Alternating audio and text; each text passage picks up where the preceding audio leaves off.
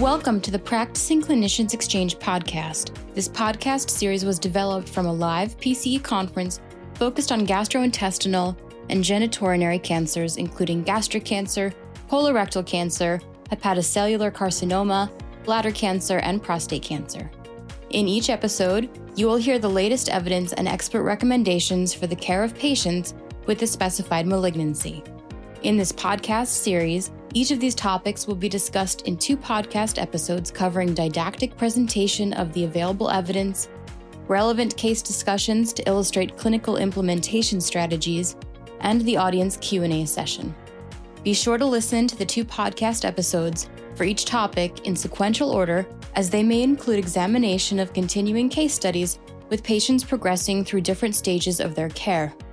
To claim your credit, please visit pce.is/GIGU.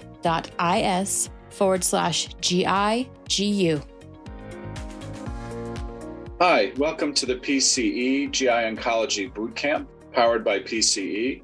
I'm Dr. David Ilson. I'm a GI medical oncologist at the Memorial Sloan Kettering Cancer Center, attending physician and professor of medicine at the Weill Cornell Medical College. My disclosures are largely industry consultancy involvement. The learning objectives today are to identify molecular markers that can impact on the choice of therapy in gastric cancer. We're going to learn about using clinical trial evidence and guidance recommendations to identify the role of novel and emerging treatment in advanced gastric cancer. And we'll also discuss implementing strategies to prevent and manage toxicities associated with novel treatments. So we have made progress in the survival of gastric cancer in the last several decades, as you can see here on the left. And we've achieved a 5-year survival now exceeding 30%. This is a relatively uncommon disease in the United States. We'll see about 27,000 cases diagnosed and a little more than 11,000 deaths in 2021. Because of the absence of effective screening, many patients present with advanced disease. Although this cancer is relatively uncommon in the West, it has a high prevalence in East Asia and a higher incidence in Eastern Europe and Central and South America. And indeed, in certain East Asian countries like Japan and Korea, population-based screening is done for gastric cancer. This is not done in the West. The overall incidence of gastric cancer is decreasing due to improved risk factor management and prevention, particularly the eradication of Helicobacter pylori infection, which is a leading global cause of gastric cancer. In the United States, the rates of intestinal-type gastric cancers are declining and diffuse-type gastric cancers are increasing. And again, we've achieved overall an improved 5-year survival now of 32%, and that's largely due to better surgical management as well as the adjuvant of adjuvant therapy. Particularly in East Asian countries, where there is early screening and detection, survival can be improved with early diagnosis and treatment. So what are the risk factors for gastric cancer? Helicobacter pylori, which is classified as a carcinogen, is a leading cause of gastric cancer. This leads to infection of the stomach, chronic inflammation, and ulcer formation. And if it is found in asymptomatic patients, it should be treated and eradicated, as eradicating Helicobacter can reduce the future risk of developing gastric cancer. And I also should stress that household contacts and first-degree relatives should be tested for Helicobacter, because this infection can travel amongst other family members. Other risk factors include smoking, alcohol consumption, obesity, low socioeconomic status, and pretty much anything that can cause chronic gastric inflammation, including pernicious anemia. Infection with Epstein-Barr virus is a risk factor. Only about 10% of gastric cancers are familial, and only between 3 and 5% may have germline mutations that can increase the risk of developing gastric cancer. I've listed some of the common genetic syndromes here. One of the most important and recently recognized is hereditary diffuse gastric cancer.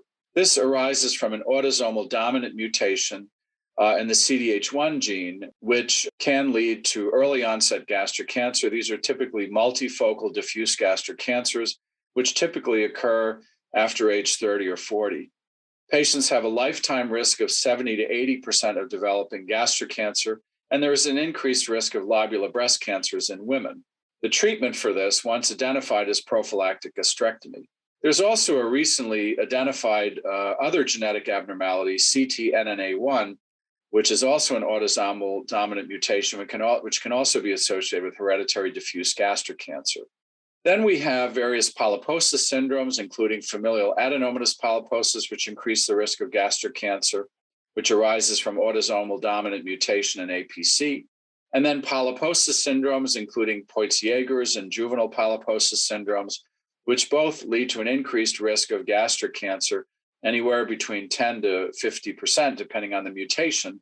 And we have identified testable mutations in these families, including STK11 and SMAD4 and BMPR1A in these syndromes. And these, again, are autosomal dominants. There also is an increased association with gastric cancer and Lynch syndrome. And we know that this is typically familial colorectal cancer, and there's an increased risk of an endometrial cancer. But gastric cancer risk is also increased at a rate of 1 to 13%. And again, we can test for the mutations, which include the genes that code DNA mismatch repair proteins. And then lastly, the BRCA gene. Typically, this is hereditary breast and ovarian cancer, also an increased risk in pancreatic cancer. But an increased risk in gastric cancer can also be associated with BRCA1 and BRCA2 gene mutations. And again, these are all autosomal dominants. You have to take a careful family history and do appropriate germline testing. NCCN guidelines now recommend genomic testing in any patient diagnosed with gastric cancer under the age of 50, or if there are one or more first-degree relatives that have gastric cancer. So based on a family history and DNA-based analyses, we should maintain an increased suspicion for the presence of a hereditary predisposition syndrome in gastric cancer. And referral to genetic counseling is essential in patients with a suspected hereditary predisposition to either confirm or rule out diagnosis with germline DNA testing. Genetic counseling can also provide screening recommendations for patients with a hereditary predisposition for gastric cancer and their family members. So the take-home message from the boot camp is genetic counseling is essential for all patients with a suspected hereditary predisposition for gastric cancer. So let's begin with a case study. Wei Zhen is a 69-year-old retired engineer of Asian descent who emigrated from China to the US at the age of 10. He presents with fatigue, epigastric pain worsening after eating, bloating, a feeling of fullness, persistent indigestion, loss of appetite, and weight loss. Physical exam and labs reveal that blood work is within normal limits. He tests negative for Helicobacter and has ECOG performance status of 1. Imaging and endoscopy include upper endoscopy revealing a gastric mass, and a CAT scan of the chest, abdomen, pelvis reveals liver lesions consistent with metastatic disease. His pertinent history is notable for prior tobacco use, social alcohol use. He's relatively sedentary, and there is a family history of heart disease, but there are known first or second degree relatives with a history of cancer. So clearly then the risk factor in this patient for gastric cancer would be Helicobacter pylori infection, unlikely to be familial.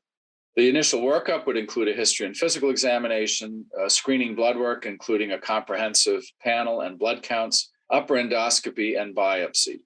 So key initial testing, which we'll talk about, once we've confirmed a diagnosis of adenocarcinoma and metastatic gastric cancer, include initial testing for mismatch repair protein deficiency. This can be most easily done by immunohistochemistry and then done subsequently with genomic testing. And in addition, we must do immunohistochemistry testing for PD-L1 and HER2. These three factors will impact on the choice of treatment for chemotherapy in the first line. And then typically we do chest, abdomen, pelvis CAT scanning to assess for metastatic disease. PET scan is not mandatory if we see findings present on CT scan imaging. So what about genomic profiling? This is now standard in 2022. We do this mainly to look for targetable mutations and abnormalities. What has emerged from the US Cancer Genome Atlas is that there are 3 genomic subsets of gastric cancer. The most common subsite is chromosomally unstable tumors. This represents about 50% of gastric cancers and correlates with an intestinal histology.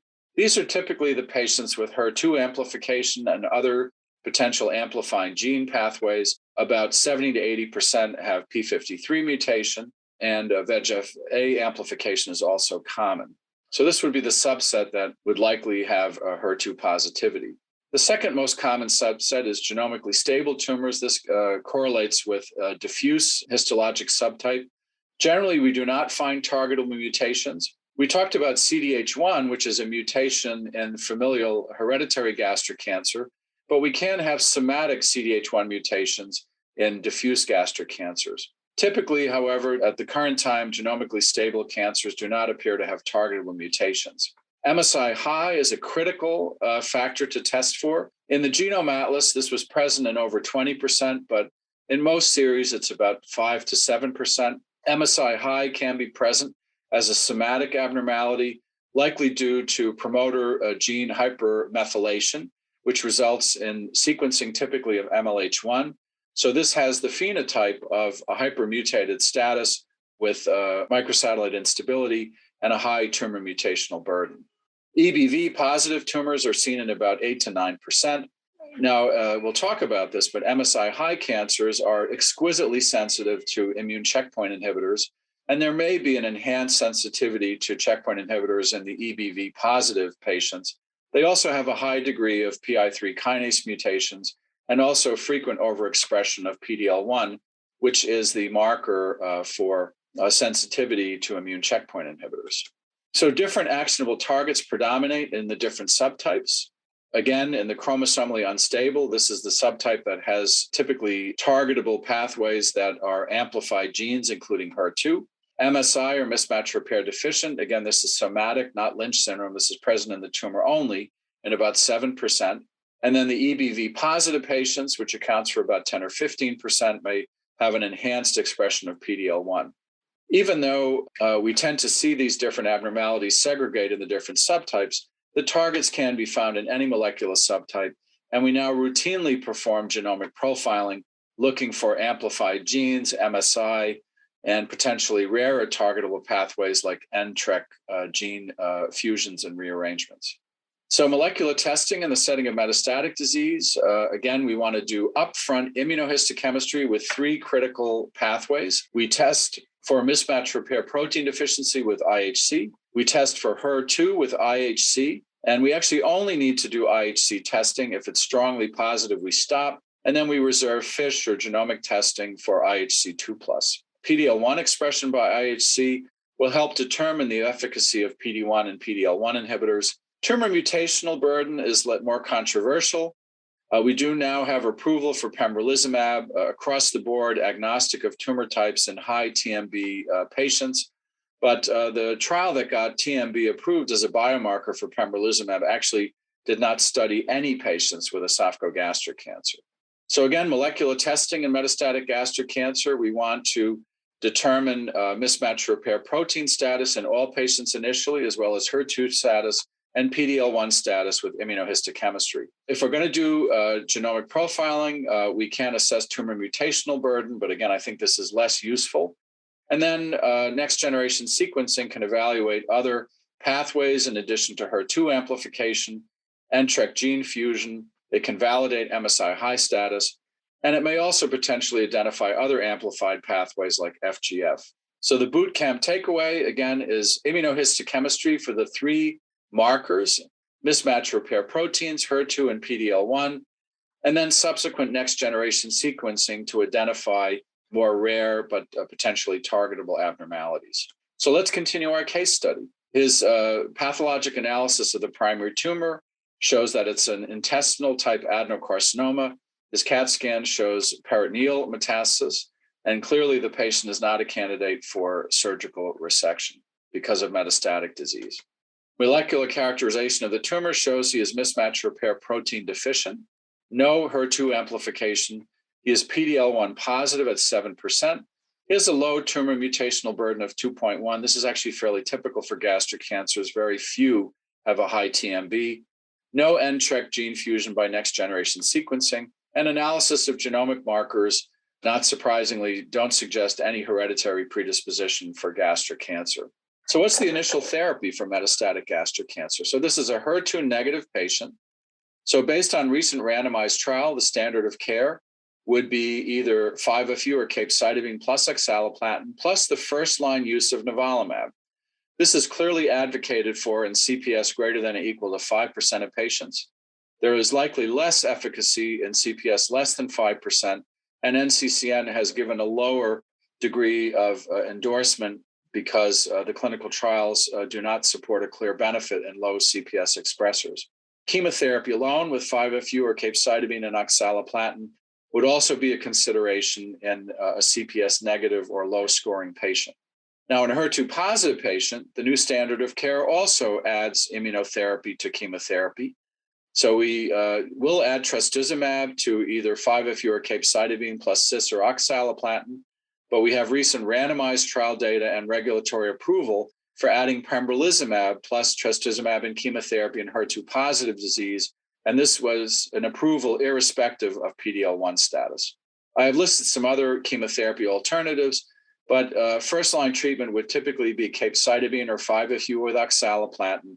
In most patients that are HER2 negative, the addition of nivolumab. In HER2 positive patients, the addition of trastuzumab and pembrolizumab as part of first-line chemotherapy. Oxaliplatin is typically preferred over cisplatin, and we generally prefer FOLFOX over capecitabine oxaliplatin due to toxicity and tolerance issues.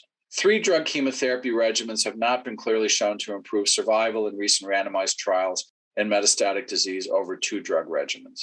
So what about the studies of first-line therapy in metastatic gastric cancer? So Checkmate 649 was the pivotal trial that achieved regulatory approval for the addition of nivolumab to first-line chemotherapy in metastatic gastric cancer. Patients were treated with the preferential regimen FOLFOX, and they were enrolled regardless of PD-L1 status. And in the treatment arms, we compared nivolumab plus chemotherapy versus chemotherapy alone, and more than half of patients were PD-L1 positive. The primary endpoint of this trial is focused specifically on the CPS 5% or higher, and we can see that all the outcomes were improved in the CPS 5% or higher, including an improvement in response rate from 45 to 60%, more than a 3-month improvement in overall survival and improvement in progression-free survival. But this benefit also extended to all randomized patients, obviously a more diminished benefit, a hazard ratio of 0.8. So combination therapy improved survival as initial treatment in CPS positive patients and in all patients. However, the best benefit was in the CPS 5% or higher. When we look at CPS less than 5% or less than 1%, the hazard ratio for survival benefit starts to approach unity. So there was a negative trial, however, of pembrolizumab plus chemotherapy as first-line treatment in metastatic gastric cancer.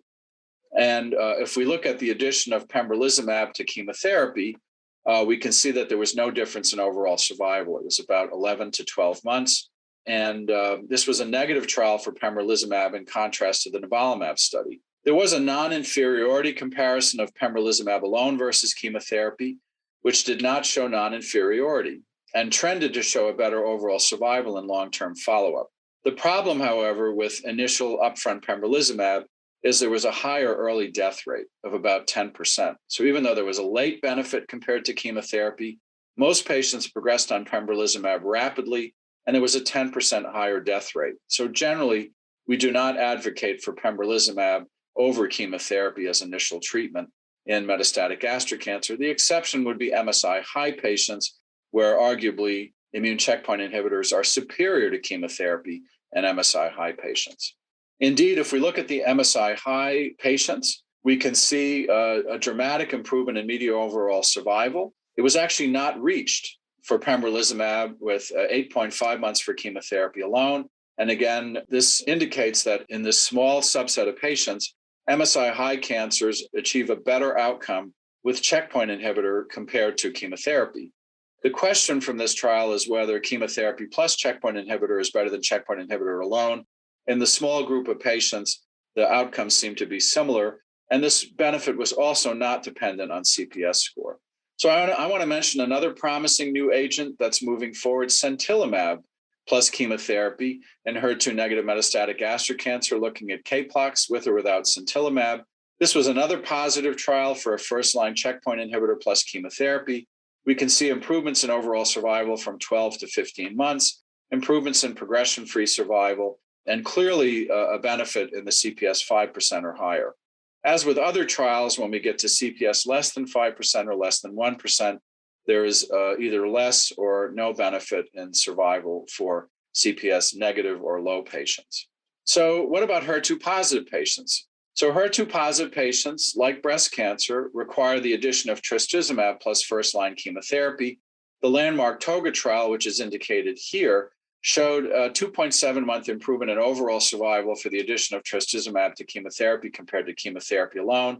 And there was a particularly high benefit, a survival benefit of almost 5 to 6 months in the patients that were strongly HER2 positive. So the IHC3 plus or the IHC2 plus FISH positive. So trastuzumab is now added to first-line chemotherapy in HER2 positive gastric cancer.